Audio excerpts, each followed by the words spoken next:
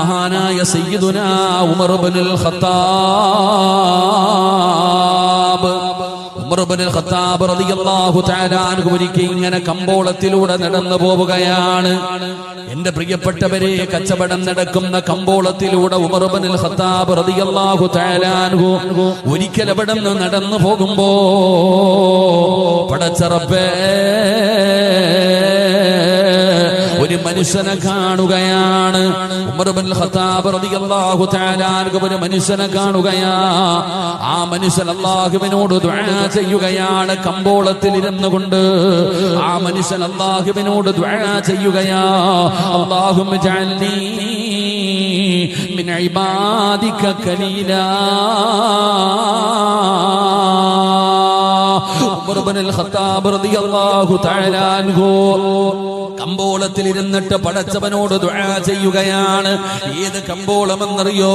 പടച്ചവനെ, ജനങ്ങൾ പണമുണ്ടാക്കാൻ വേണ്ടി കച്ചവടം നടത്തുന്ന ഏതെല്ലാം രീതിയിലൂടെ പടച്ചവനെ പണം സമ്പാദിക്കാൻ കഴിയുമോ, അത് ഹലാലാണോ ഹറാമാണോ, ഏതെല്ലാം വഴിയിലൂടെ സമ്പാദിക്കാൻ കഴിയുമോ ആ രീതിയിലൂടെ പടച്ചവനെ എന്തിനാ അല്ലാഹുവിനെ പോലും കച്ചവടമാക്കുകയാണ്. കള്ളസത്യം ചെയ്തുകൊണ്ട് കച്ചവടം നടത്തുന്ന പലരെയും കാണാം.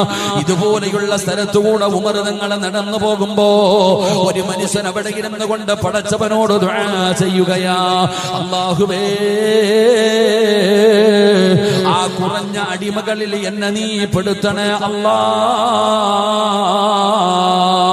എന്നെ കുറഞ്ഞ അടിമകളിൽ പെടുത്തണം തമ്പുരാന്.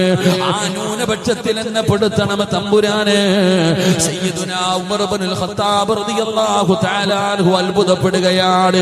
ഈ മനുഷ്യൻ എന്താണ് ദുആ ചെയ്യുന്നത്? ഈ മനുഷ്യൻ എന്താണ് ദുആ ചെയ്യുന്നത്? അല്ലാഹുവേ,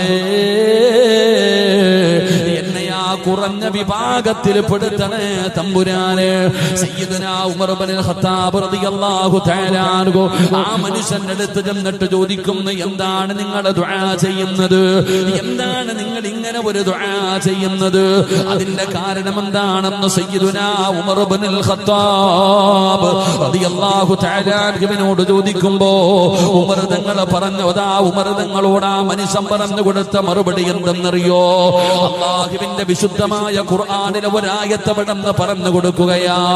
അല്ലാഹുവിന്റെ വിശുദ്ധമായ ഖുർആനിൽ അല്ലാഹു സുബ്ഹാനഹു വ തആല പറഞ്ഞ